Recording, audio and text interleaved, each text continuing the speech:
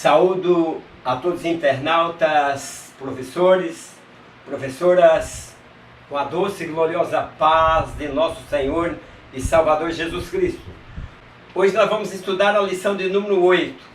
O verdadeiro discípulo é servo, é cuidadoso, é exemplar e é fiel ao sumo pastor. A introdução da lição, ela diz o seguinte: a fraqueza de Diótrefes se revelava em um dos pontos cruciais no desempenho do seu chamado. Diótrefes, ele desprezava o trabalho em equipe e seu ministério era incompleto. O ministério incompleto, ele não produz fruto. Ele só produz fruto se possuir uma equipe unida em propósito, visão e disposta a alcançar os mesmos objetivos. Esta lição promete bastante, internautas e professores. Eu quero agradecer a todos e pedir para vocês fazer seus comentários, curtir e não esqueça também de dar o seu like, compartilhar. Vamos para o primeiro objetivo dessa lição, no primeiro ponto, que eu vou estar ensinando que não se faz nada sozinho. Vou estar ensinando sobre a necessidade de trabalhar em equipe. Que o reino de Deus, nós estamos aí embutidos nele, mas para fazer um serviço em equipe. Uma equipe bem ajustada produz discipuladores saudáveis, animados e produtivos. Vou estar falando sobre isso nesse primeiro ponto. É interessante, professores, professoras, internautas que me acompanham, antes de entrar na lição, eu estar mostrando isso para vocês. Infelizmente, nós temos muita liderança que acha que é o rei da cocada preta e todo mundo tem que andar aqui debaixo das suas ordens, debaixo daquilo que ele pensa que é o certo e que só ele é o que faz. Quando chega uma festa, alguma coisa, as pessoas dizem: pastor, como está teu serviço? Eu faço isso, eu faço aquilo, e esquece da equipe que está ajudando, porque nenhum trabalho se desenvolve se não tiver uma equipe. O ponto 1 diz assim: trabalhar em equipe. Ao iniciar seu ministério, Jesus recrutou homens para a sua equipe ministerial. Então, no ministério, na equipe ministerial de Jesus, ele preparou uma equipe. Nós vimos eles chamando aqueles que poderia deixar os seus afazeres e vir fazer parte dessa equipe santa, da equipe de Jesus. E nesta aula, professores e professoras, como nós estamos estudando desde a primeira aula, nós estamos baseados aí na terceira epístola de João, que traz sobre o tema instituindo o discipulado, baseado na verdade, no amor e fortalecendo os laços de fraternidade cristã. Não tem como fortalecer uma igreja, um pastor ter uma igreja forte se ele acha que somente ele que está fazendo tudo. Se ele não monta uma equipe, se ele não determina trabalhos, não delega trabalhos para que os outros possam fazer. E aí as pessoas acabam não crescendo, porque não conhecem o verdadeiro valor de uma equipe. Porque Jesus começou o seu ministério recrutando soldados para fazer parte da sua equipe. E Jesus, ele reuniu pessoas simples. Alguns eram pescadores, um cobrador de imposto, e ele escolheu essas pessoas para ser seus discípulos, o mesmo que seguidores ou aprendiz, dentro do objetivo. Qual que era o objetivo de Jesus? Formar homens capazes de trabalhar com ele em prol do reino de Deus. Então o pastor, ele tem que seguir essa mesma visão de Cristo, formar homens para o trabalho no reino de Deus. O 1.1 diz assim: discipuladores saudáveis. Pedro, que exerceu uma liderança saudável, se colocou com a mesma importância ministerial dos demais, ao dizer que era um presbítero como eles. Nós sabemos que Pedro era um homem de uma liderança que estava acima de todos. Mas Pedro desce para que todos possam saber que ele também é um presbítero, quer dizer, ele também é uma pessoa, um ancião, que no grego era uma pessoa de mais idade, né? Mas aqui o presbítero referia aqui a maturidade espiritual daquele que ocupa essa função, quer dizer, um ancião que ocupa uma função com maturidade.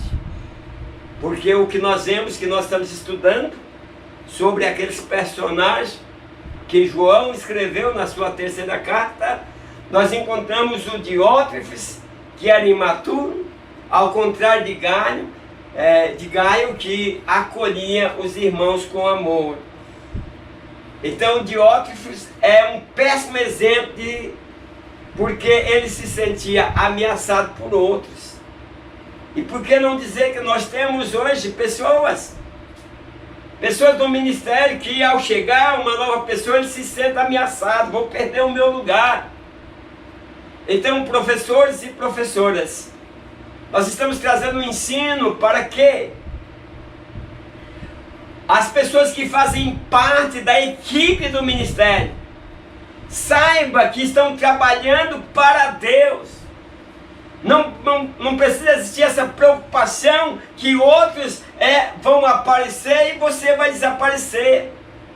Então a síndrome de Diótrefes em nossos dias revela obreiros tóxicos, com medo de perder posição na igreja. Às vezes se aconselha um obreiro, você quer ajudar, mas aí o obreiro acha que você está atrapalhando, ou que você está até querendo tomar o lugar dele. Então a boa liderança deve procurar mostrar aos outros como eles são importantes no ministério.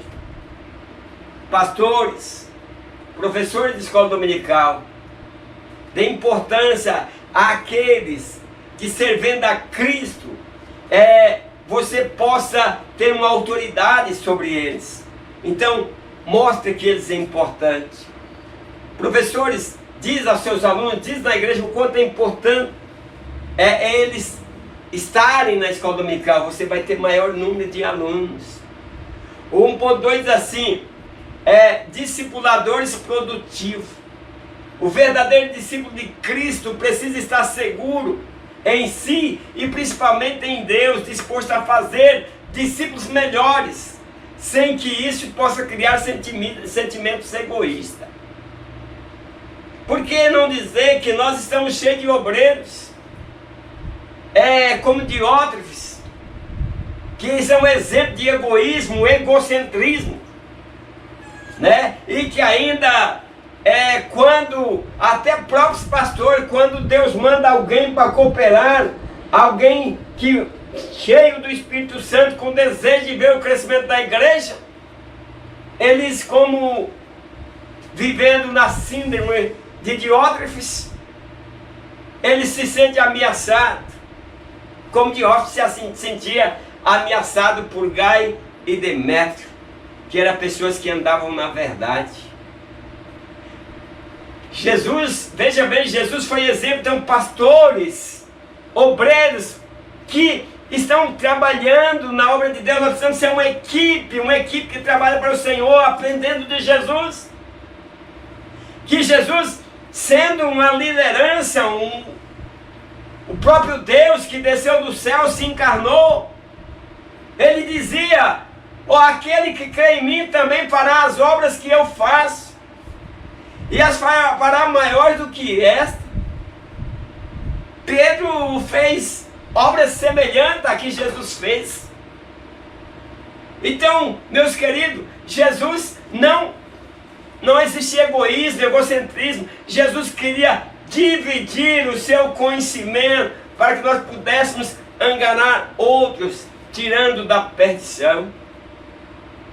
Então, professores, professoras, ser produtivo é uma tarefa de um verdadeiro cristão, que não deve produzir apenas sombra, pois é o fruto que identifica a árvore. Que você seja um obreiro que apenas está dando sombra, não dê frutos. A árvore é identificada pelo seu fruto. Jesus diz: pelos frutos conhecereis as árvores. De repente você está embaixo de uma bela sombra, mas aí passa um viajante, passa outro, e você pergunta: que árvore é essa? Ninguém sabe, apenas está produzindo sombra. Por quê? Porque não tem um fruto para ser identificado. O 1.3 diz assim: discipuladores confiáveis.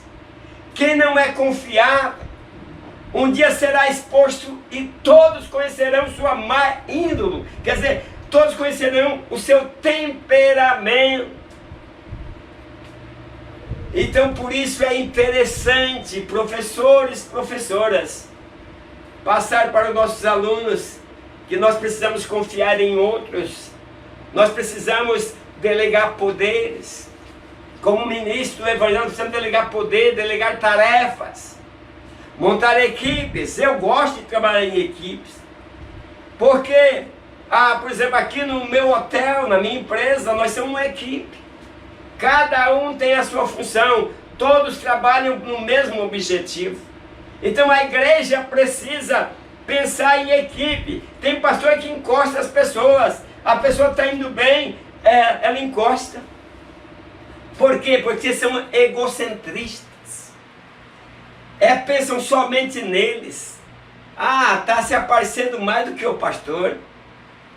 Se todos nós trabalhássemos focado no objetivo de ganhar outros para Cristo, morrendo, como Paulo disse, que estava crucificado com Cristo, nos crucificando, morrendo para o mundo, para viver para Deus, a igreja gozava de muito mais bênçãos, de milagres e de muitas mais coisas, porque nós poderíamos ser muito mais abençoados. Vamos para o ponto 2, dentro do objetivo. Eu vou estar mostrando os deveres do discipulador. Eu vou estar destacando alguns padrões para quem quer ser um discípulo que exerça verdadeiramente o seu ministério. Um discípulo sendo voluntário. Eu vou mostrar que é preciso ser voluntário, voluntariedade. É preciso ser cuidadoso para apacentar o rebanho de Deus. Vou estar falando nesse segundo tópico. O 2 diz assim: juventude e maturidade. Pedro foi chamado por Jesus para uma tarefa muito especial: apacentar suas ovelhas, ou seja, cuidar, conduzir, guardar e dar provisão. Então, ciente de que, como bom discípulo, ele precisava promover o bem-estar físico e espiritual de todos aqueles que estão submissos à sua autoridade. O egocentrismo de muitas lideranças, professores e professoras, tem feito com que muitos percam a vontade de vir para a igreja, para os cultos de ensino, porque não existe aquele ensino em que edifica, em que produz alimento para a alma, mas apenas desprezo. Então, professores, eu falo desta forma, e é que vocês têm que ensinar isso. Nós estamos numa escola, é da escola que vai sair os obreiros. Eu não sei porquê. Tem igrejas que consagram obreiros sem nenhuma maturidade, neófitos, que não conhecem nada das coisas de Deus. Então, por isso precisa passar pela escola dominical. Então, Diótrefes era como um mau discípulo, que ele não agia de forma correta. E nós temos hoje em nosso meio essas pessoas que discípulos, mas não promovem o bem-estar. Ah, que bom quando você está na igreja, está bem, está em comunhão. Porque o obreiro, a liderança precisa se preocupar com a estabilidade entre o físico e o espiritual, para ajudar as pessoas a se desenvolverem e crescerem no Evangelho. O 2.1 diz assim: ser cuidadoso. Pedro tinha a ordem de Jesus em seu coração e doutrinou os demais discípulos que exerciam o cuidado e direcionamento às ovelhas de Cristo. Para onde você vai direcionar essas ovelhas? Então o líder pastor, ele tem o compromisso de alimentar. Então por isso o pastor precisa orar, ler a Bíblia, para que na terça-feira, ou onde vai pregar, traga o alimento aí para as suas ovelhas. Responsabilidade. Pedro diz: cuidando da ovelha, não como tendo domínio sobre o rebanho, que o rebanho é de Deus. Então é responsabilidade do obreiro de alimentar essas ovelhas. É responsabilidade do pastor de proteger as ovelhas. Por isso ele, além de alimentar, ele precisa ter paciência, porque ele tem que proteger. Tem umas ovelhas mais fracas, outras mais fortes, e ele precisa cuidar de todas. Ele precisa guardar o rebanho. Isso é defender, ensinar as ovelhas que estão sob sua responsabilidade. E tendo Jesus, o bom pastor, como exemplo, o bom pastor que dá a vida pelas ovelhas. Então você precisa também, se possível, se necessário, dar a vida para suas ovelhas. É muita gente correndo atrás, querendo uma posição no ministério, mas são capazes de dar a vida por esse ministério que ele está correndo atrás, ou há outros interesses por trás? É por isso que nesse trimestre, professores e professores, nós estamos ensinando, instituindo o discipulado baseado na verdade, no amor e no fortalecimento do laço da fraternidade cristã. O obreiro precisa ver quando alguém está com o seu branco triste. Talvez precise de um abraço, e o obreiro precisa estar lá. Os que trabalham no ministério precisam estar enxergando isso. Meus professores e professoras, nós precisamos, além de amar, além de fortalecer os laços da fraternidade entre nossos irmãos, nós precisamos, como equipe, estar também ajudando o pastor a cuidar das ovelhas, a abraçar não dê mau conselho, não fala nada que não há esperança, dê esperança, porque em tudo há uma saída. Por mais difícil que seja, Deus está no controle. O 2.2 diz assim: ser voluntário. Ainda que tenha recebido o chamado de Deus para o ministério, o discípulo de Cristo precisa agir com voluntariedade. Por isso Pedro os exorta a não apacentar as ovelhas por força. Quanta liderança que diz: é a Bíblia que diz, eu estou com a Bíblia, e rege o povo com vara de ferro, como ele fosse o dono. Os que não lê na cartilha dele, ele encosta. Nós vivemos isso, queridos professores e professoras. Tomara que na sua igreja você não viva isso. Graças a Deus, na minha eu não vivo isso. Nós temos um pastor abençoado, que Deus está abençoando cada dia mais. Não vivo isso na minha igreja. Mas tem muita liderança que quer apacentar por força, e isso não agrada a Deus. Leia na primeira carta de Pedro, capítulo 5, verso 2, você vai entender se você quer ser um obreiro. É preciso ser voluntário, e é preciso amar, e é preciso saber trabalhar em equipe. Isso é que é muito importante. A vontade, meus queridos, de servir a Deus, é preciso ter o exemplo do bom pastor, que dá a vida pelas ovelhas. Então a vontade é uma atitude muito importante. Voluntário, aquele que tem vontade de fazer as coisas para o Senhor.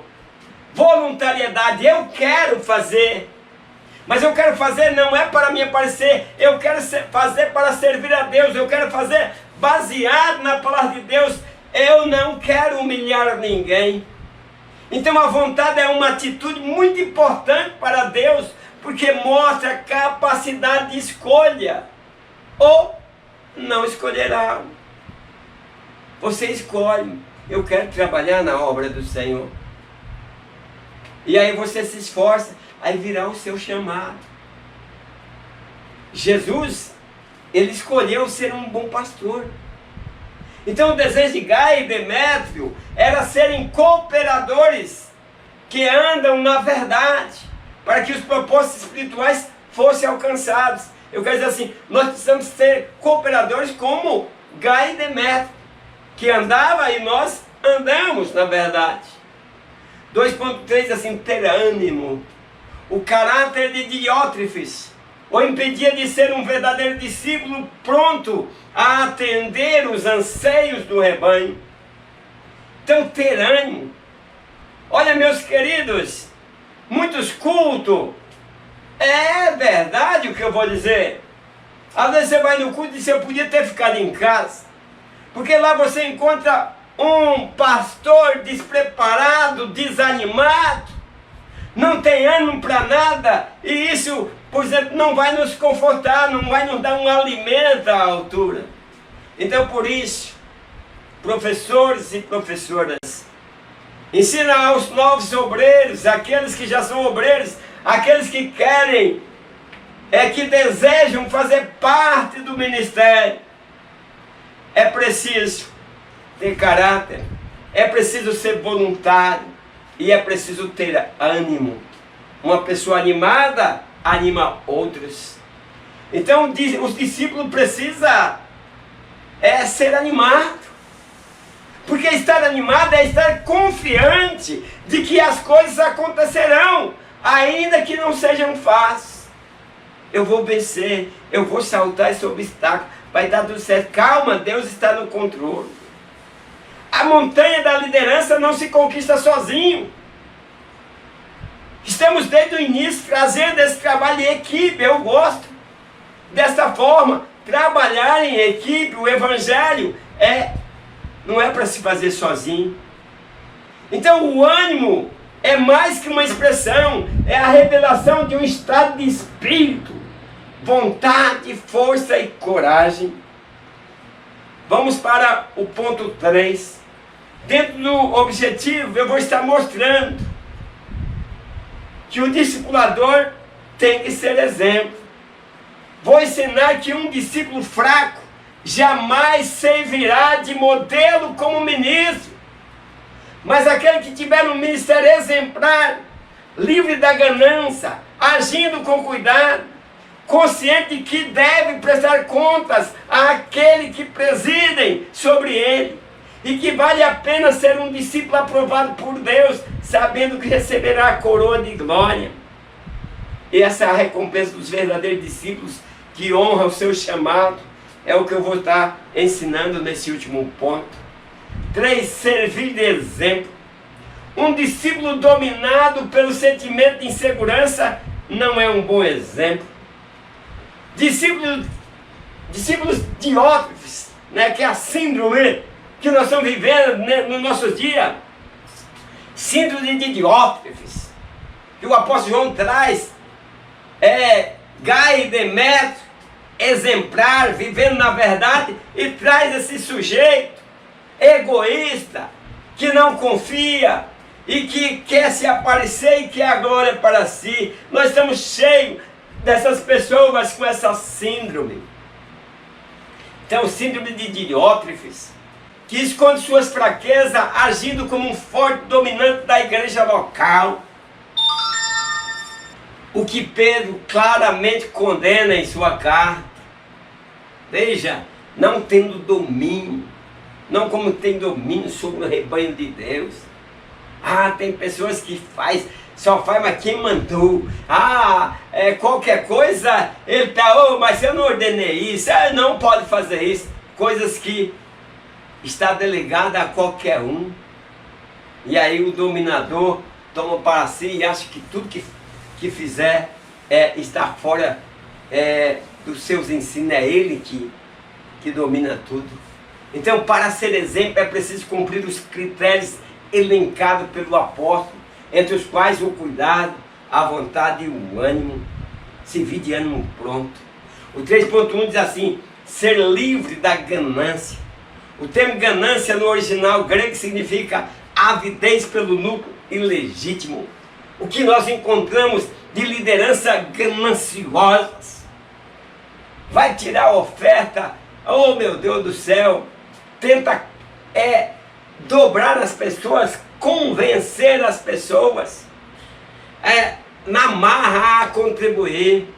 Quando Paulo diz que cada um contribui com alegria, ensina a igreja que a igreja vai ser próspera. Agora pega a sua maior nota, pega a outra, pega uma nota maior, faz isso, faz aquilo. Então tenta constranger as pessoas para que as pessoas tragam o máximo possível. A viúva deu uma coisa para os nossos olhos insignificante. Talvez muitos pastores diriam, mas para que isso? Não vai servir para nada. Mas Deus disse, ela deu o maior oferta, o seu maior tesouro, deu de tudo que possuía. Então o caráter dos líderes com a síndrome de Diótrefes estavam contaminados, ou está contaminando, por suas fraquezas. Eles têm sede de poder, isso é fraqueza no Evangelho, porque é contrário aos ensinamentos de Cristo.